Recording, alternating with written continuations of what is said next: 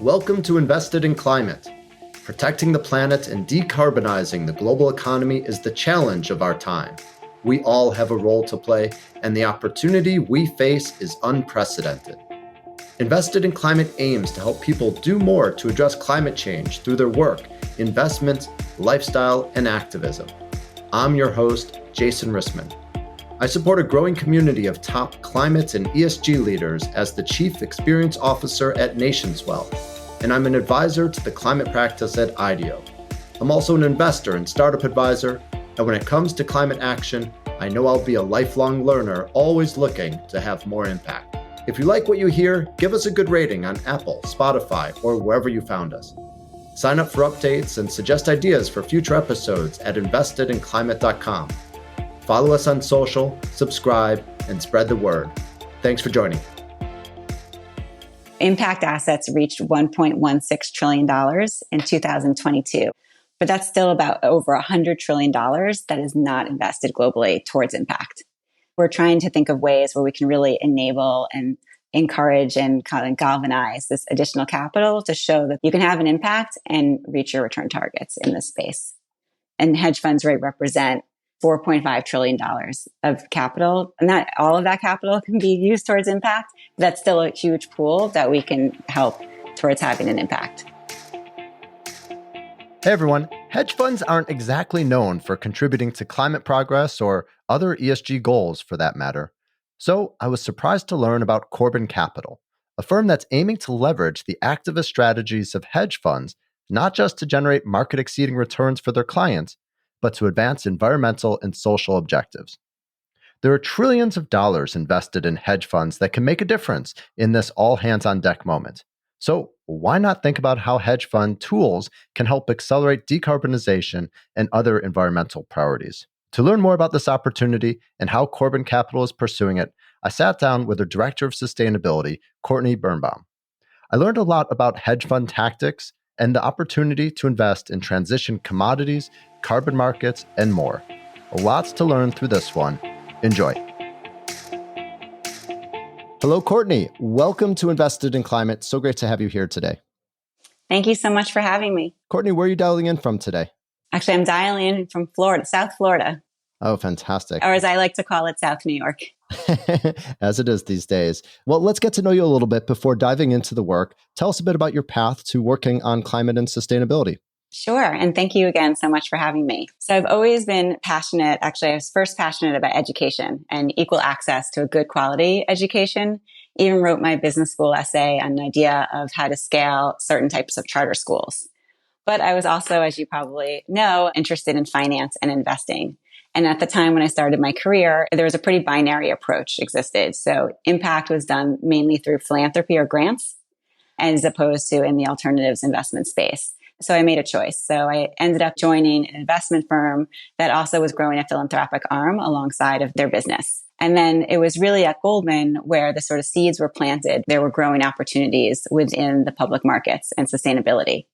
And at the time, a colleague of mine and I tried to investigate, what could we do within sustainability within the hedge fund space? So I was in GSAM, so the asset management division of Goldman, focused on allocating to hedge fund managers. And when we looked at the space back then, hedge fund managers really looked at you like you were crazy if you asked them if they had an ESG policy. And when we thought about what we can really do in terms of a strategy, it was a little more of a negative screens approach, probably more with the energy sector. And that wasn't really the approach that we wanted. So it wasn't until after Goldman, I started working with some family offices and some of them really cared about sustainability. And then I really got excited because I saw there was a growing amount of investment funds and opportunities in the space that were actually more impact oriented and producing really strong returns. And that's what really started me to focus even more on sustainability and climate and just recognize that it's, sustainability is such an evolving space and there was a lot of exciting work to do and a need to both have a positive impact as well. Fantastic. And now you're at Corbin Capital. Tell us just briefly a bit about Corbin and your role there. Sure. So Corbin is a $9 billion women-led alternative investment firm focused on multi-strategy hedge fund and opportunistic credit investing. So we create and manage commingled portfolios as well as bespoke customized portfolios for clients globally. Our history actually dates back all the way to 1986. And the current management team has been in place for over 20 years. And just a little bit about how we implement our views or invest. We do that in a variety of ways. So it could be either via manager partners or investing directly into hedge funds or private credit managers through separately customized accounts, direct investing, and co-investments. And I think we occupy a really unique seat as both an allocator and an investor. And that really gives us a great point to really capture robust and differentiated deal flow. And then in terms of my role, I think Corbin's path to sustainability was actually similar to mine, and that it really started at the top with our CEO, Tracy McHale-Stewart. And she became really passionate on sustainability back about 5 years ago or so, around 2018, where she just recognized that impact and ESG integration were really far behind in the hedge fund and private credit space. They were far behind in terms of really incorporating ESG principles. So Corbin has sort of a research, do, refine approach. So they hired a few academic professors, a few consultants to really think about what was the best way for them to access the space. And I was lucky enough to actually be one of those consultants. And what we thought is, given where we sit in the ecosystem, we have such direct access to so many hedge fund and private credit managers that we could really use our vantage point to educate and help encourage them to think about ESG integration and potentially even impact in a more robust way. My role is sort of twofold. I helped create an ESG integration framework. Because as we mentioned before, if you asked a hedge fund if they had an ESG policy, they'd look at you like you're crazy. Now, fast forward 5-6 years, they're smart, right? So they recognize investors want to know they have a policy. So now, at least over 70% of the managers on our platform have an ESG policy. But then recognizing like who's actually doing this in a robust versus superficial way is a whole nother question. So what I do is I engage with our managers to not just score them, but really engage, have conversations with them and measure momentum of change over time on their ESG integration processes. And then separately, we manage a sustainability impact-oriented strategy, which is diversified across sustainability themes and asset classes.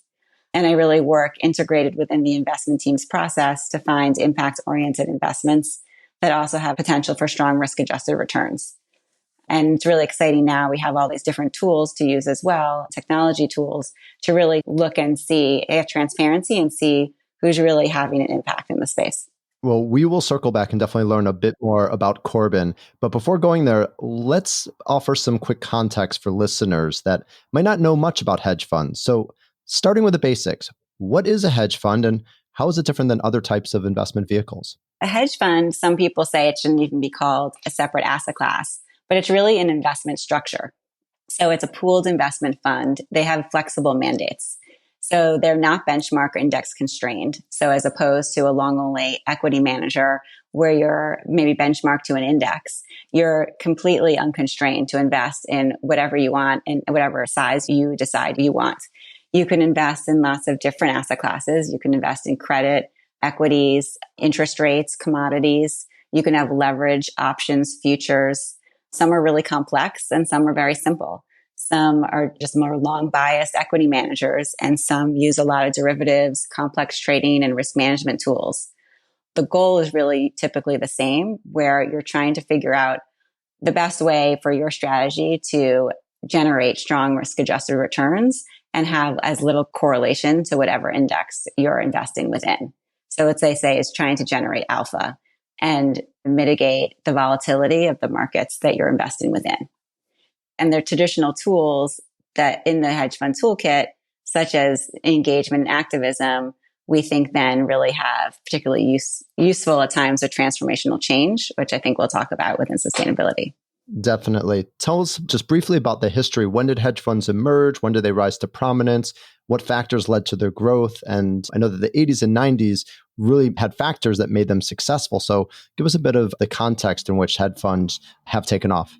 Sure. So many people may not know this, but the first hedge fund was launched by A.W. Jones, and it was an equity long short hedge fund in 1949. People don't know that. That's right.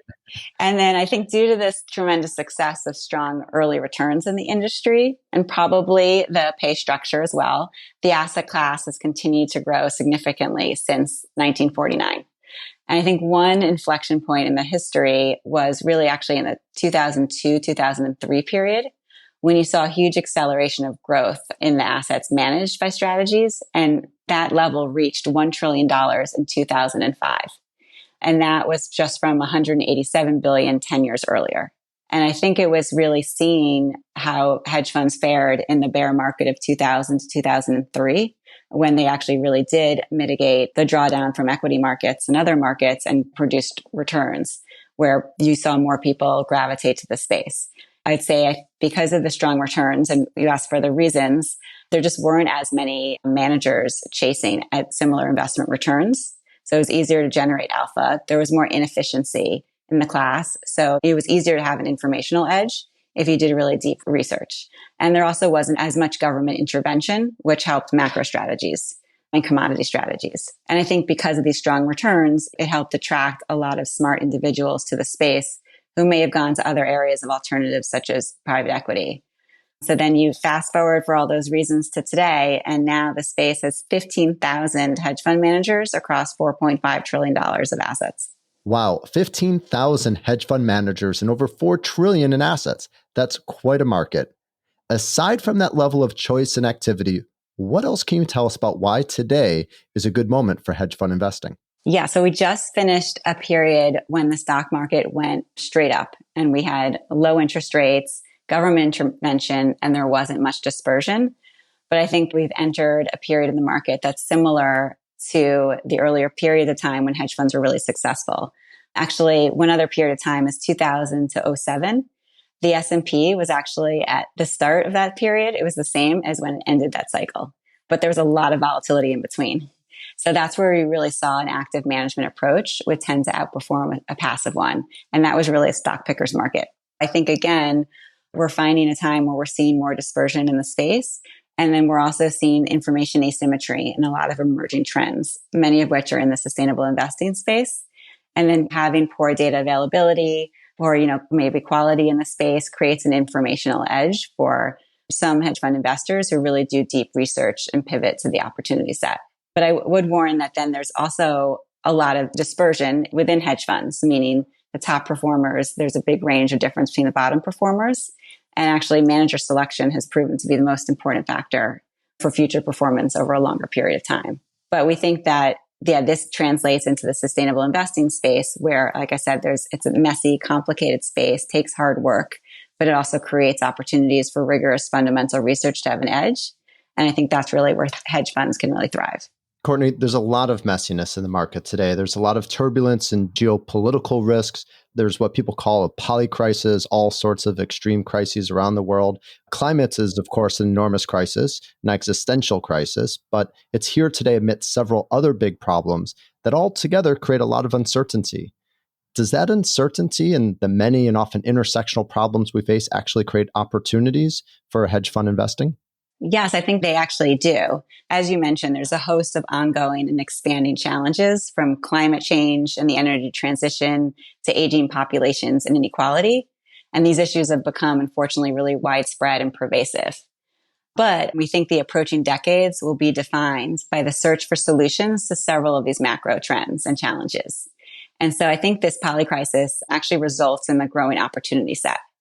So we believe there is this rapidly growing set of investment opportunities with attractive return potential arising from the significant, perhaps even once in a generation, transformation taking place in society and business as a result of the need to address critical social and environmental changes. So we're focused on capturing certain opportunities arising from these megatrends, including climate solutions and adaptation, climate justice, and sustainable housing. So looking at these challenges, not just as challenges, but as investment opportunities, you can really help support and create real change. And let's just take climate transition, for example. It's estimated that we're going to need $6.5 trillion a year to reach our net zero goals by 2050. Or people say the other estimates are $200 trillion over that time period. So I think it's really important to recognize that this is not just a challenge or risk to be mitigated, but an incredible investment opportunity to actually capture. And as a result, we're seeing an increasing number of investments and strategies with this dual mandate of both competitive market rate returns and positive impact on the people and the planet. And I think these traditional tools in the hedge fund toolkit, such as engagement, activism, and active management, really have the potential to become particularly useful at this time of transformational change. Well, let's go deeper into that, because I think that's what was exciting to me in setting up this conversation. I think that's part of what's exciting to you, is that hedge funds are potentially not just well equipped for this moment in terms of delivering strong financial returns and in supporting solutions to these problems, but also hedge funds can help influence transformational change in a positive way because of those types of strategies. Is that right? And help us understand that a bit better. Hedge funds had not been part of the conversation when you think about impact and sustainability goals for a long time. So just to get to some examples, and one other just maybe sort of facts on the capital out there, impact assets reached $1.16 trillion in 2022. But that's still about over $100 trillion that is not invested globally towards impact. We're trying to think of ways where we can really enable and encourage and kind of galvanize this additional capital to show that you can have an impact and reach your return targets in this space. And hedge funds represent $4.5 trillion of capital. And not all of that capital can be used towards impact, but that's still a huge pool that we can help towards having an impact. So I think, making assumptions about hedge funds and lumping them all together is sort of limiting. And if you use them smartly, you can really put them together into a diversified portfolio focused on sustainability. Why are they an effective tool? I can start with active ownership and engagement are avenues open to influence companies towards positive impact. We favor engagement over divestment. So engagement can really range from proxy voting and management conversations to more deliberate and extensive interactions with management teams, to more constructive dialogues, all the way to activism. And then the scale of impact can really expand with public companies. So when a large company moves on a sustainability issue, that can have huge ripple effects throughout their supply chains and can spur change at many other companies. And then active management is also really key with hedge funds. So they can really focus on materiality and really find those business models. It's hard just to reduce and impact a solution providing company to top line scores. So they can really utilize their ability to be nuanced, understand complexity, to find those sustainable business models that really have the ability to scale and really focus on those and help them scale. And then also shorting can be helpful in terms of mitigating risks, signaling effect, and sort of a check on unfulfilled pledges and greenwashing.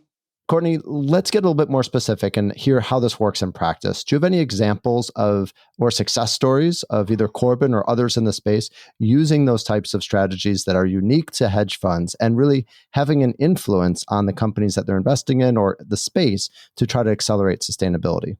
Sure. I'll give you two examples. One is an engagement example, and one is something you don't hear as much about, but it has to do with litigation finance. So with the engagement example, as I mentioned, we believe in engagement over divestments. You read in the press, right, about more of the adversarial engagement situations, but you think you can have a lot of success with some of the small and mid-cap type size companies. And I think you can have this in a real collaborative approach. So one way we do this is we partner or invest in a manager that has a climate engagement strategy.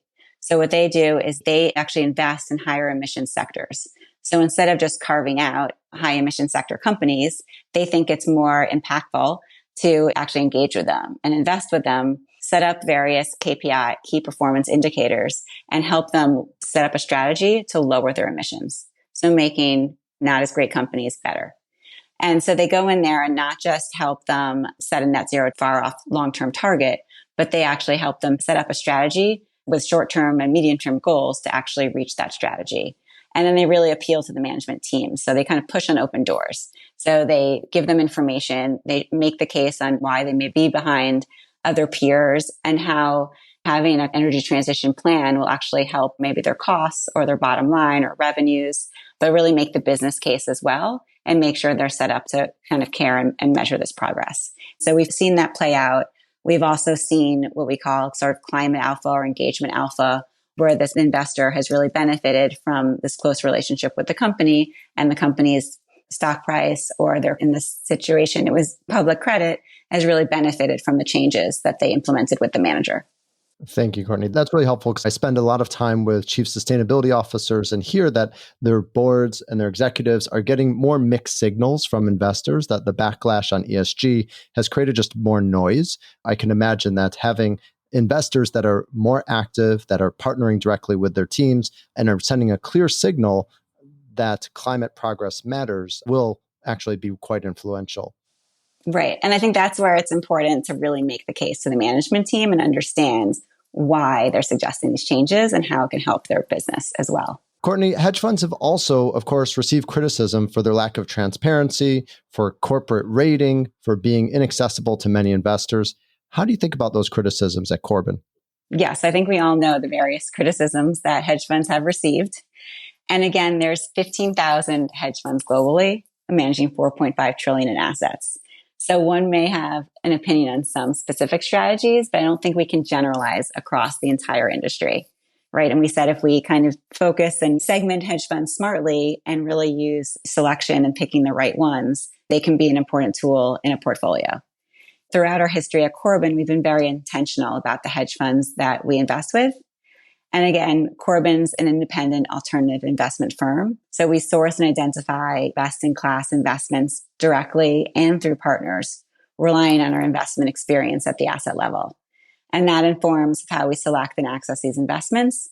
And it gives us the ability to truly identify both investment opportunities and partner with best-in-class managers that pursue attractive risk-adjusted returns. And in the case of our sustainability fund, also have a commitment to sourcing investments with sustainability and impact characteristics. And then I would say that transparency is really important across our entire platform. So we do the work to get the transparency we need to make informed decisions. And then we share all that information with our clients.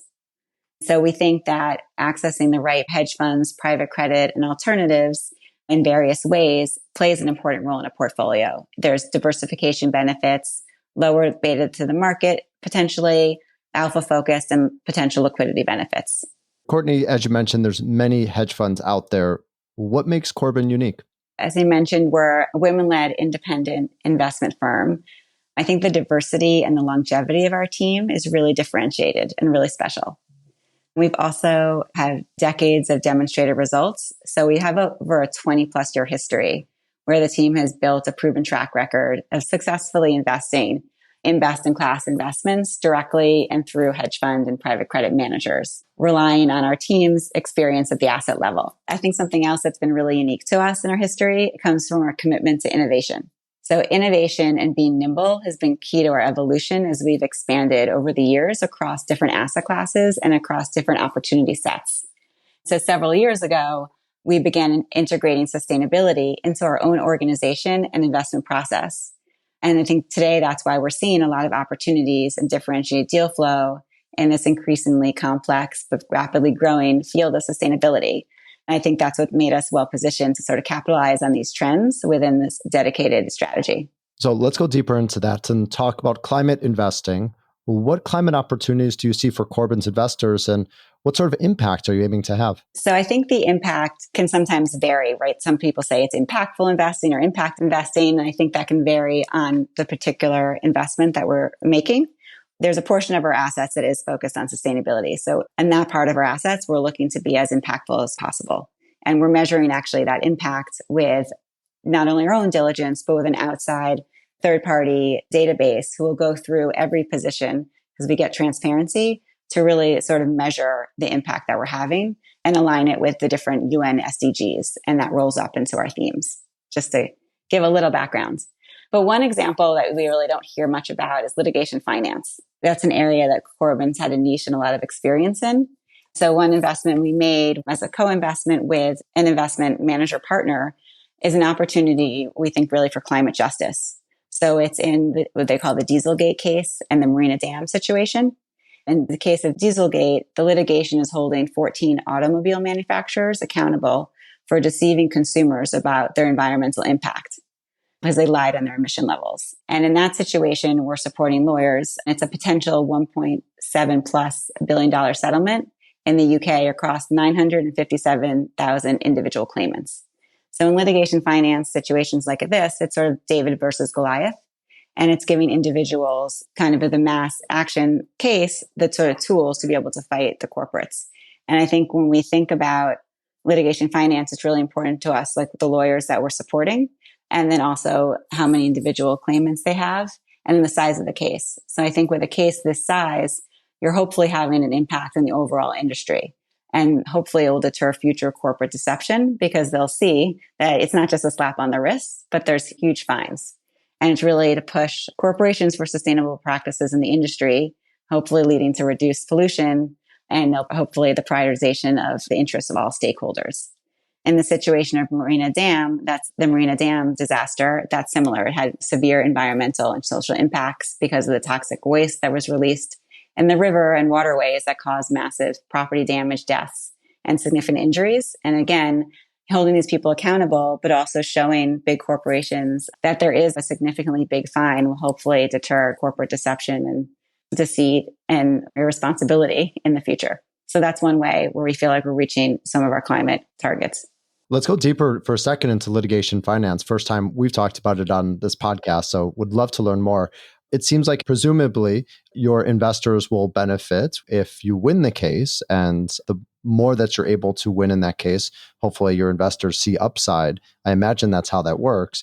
But I also imagine that there's a chance that you lose the case, in which case the investment would go to zero. How does it work and what are the mechanics? Yeah, so we're making loans to the lawyers who are paid on contingency. We actually have someone on our team who is a lawyer who has been working on these cases. So he knows the intricacies of the cases extremely well. He's got a lot of relationships with the lawyers.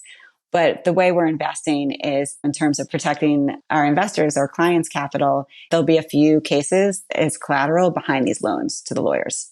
So we'll be supporting a few cases at once, and they'll be at different stages in terms of where they are in the courts. So we'll be able to have a better view on the likelihood of them going in our favor.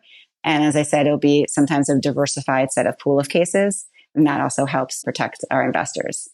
And then, like I said, there's also different stages of the case. And so a lot of these cases are long, messy, convoluted, even takes a long time to pay out the payers, unfortunately. So our loans can be supportive, but also we can be supportive at different stages where we are a little more confident in the outcomes.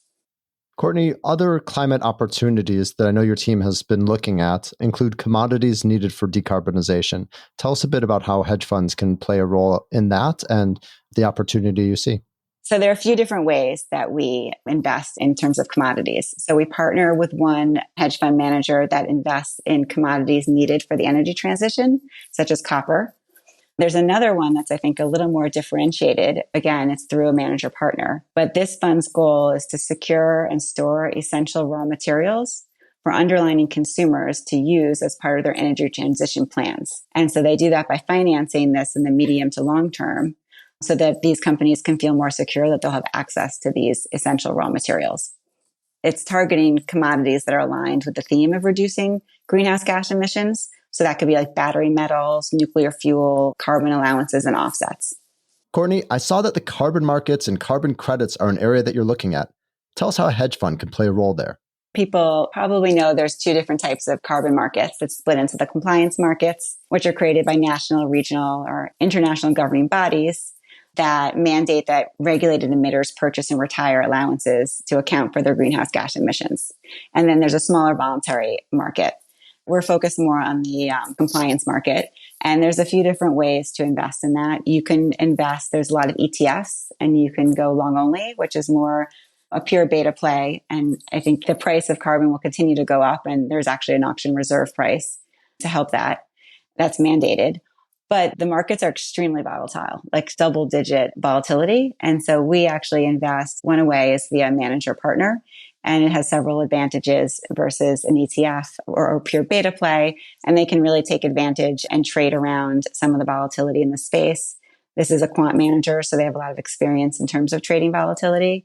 It's also, we think there's some alpha made between allocating across the different compliance markets, so across the different regions and making decisions on when to pivot. And then they can also get up to speed really quickly when new markets come online. And this manager is someone who is taking a leadership role in policy regarding climate. So they're also part of the nonprofit Climate Leadership Council, as well as other areas. And we think in terms of the impact case, one of the benefits is we're promoting positive action around global climate change because we're supporting these markets, but also we're helping to increase the price of carbon. And so I think the increase in price of carbon kind of encourages companies to pursue greener sources of energy and processes because it's basically increasing the price to pollute faster. Courtney, short selling is one strategy that hedge funds often use as well, and shorting a company can, of course, put pressure on them to change their behavior. But I'll confess, I'm having a hard time seeing how a company with increased pressure to deliver better quarterly results can feel better equipped to focus on sustainability, which often is a long-term investment. Can you help us see how short selling can be helpful for improving corporate sustainability? Sure. I agree with your concern. I think an argument against shorting is exactly what you stated, right? It's increasing the cost of capital.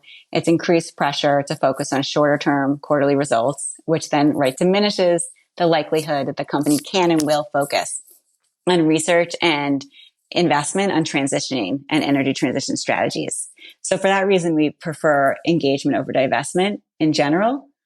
And we also prefer a carrot, positive incentive versus a stick, which would be shorting. That said, I do think that shorting can be helpful in a few ways. So shorting can go a step further than just not investing in a company. It can mitigate risks. It has a signaling effect, and it can be a check on unfulfilled pledges and greenwashing. So it can help reshape incentives for companies in favor of better corporate behavior and generate returns for investors. So it could be used when you are engaging with companies. Companies could know that if they don't get up to speed with their peers in terms of sustainability practices, it may not just be that they'll lose investors, but they could be a target of potentially short investors. So I think it plays a crucial role in instilling discipline. And then also with the continued dispersion within the space, especially like renewable energy and biotechnology, it makes it a prime investment opportunity for long short funds. And I think that helps managers differentiate between where are there real scalable solution providing companies and which ones are not, or maybe have flawed business models, maybe fraudulent. And then you're really helping to focus that capital on those sustainable business models and helping support those businesses scale. And then having the short positions will help in your portfolio construction as well and help generate stronger returns. And I think generating strong returns is an important piece of this because that's what will attract more capital to the space to see that you can generate strong returns and have an impact. So if we want to kind of galvanize some of the additional assets, that's an important component too. I think most people think of engagement as adversarial or a big change, but even some of these solution providing companies need engaged, knowledgeable shareholders. Another example through a partner of ours is in the renewable energy space. And that's a really nascent and growing sector. And there's, again, a lot of dispersion in the space. I think that space has almost twice the amount of dispersion as the overall market indices. And so I think you really need an expert. And you can look at the clean energy index was down 20.4% last year. I think it's 30 or down in a row. But that said, if you have active management, there are many investors who have performed very well over the last few years in the space. One example of a company is a company that actually captures methane emissions from landfills and turns it into renewable energy for utilities. And in that situation, they can find a company that's a solution provider, but also engage as this company scales. So it's a newer public company. They're scaling. Methane leakage is actually a big issue in these types of companies. So having a supportive shareholder that can engage with management and make sure that they focus on the critical environmental and social issues is really important as this company scales and grows. Courtney, let's wrap up with a question I've asked several others working in finance or working to change how capital markets work to better support the climate transition. So I'm curious your thoughts on this. How do you feel finance needs to change to better tackle today's climate crisis? Finance needs to recognize that you can have the dual mandate to generate competitive returns and have a positive impact. And I think to reach all of our goals and to help solve a lot of the climate and even social challenges, we need all the tools or as much of the finance markets as we can get. So that's public and private markets, as well as government funding, all rowing in the same direction. And there's this real growing opportunity set through the mega trends I mentioned. Other investors and institutions need to really recognize this opportunity set that can have this dual mandate of positive impact and potentially generating strong returns. And I would say lastly, let's not let perfection be the enemy of the good.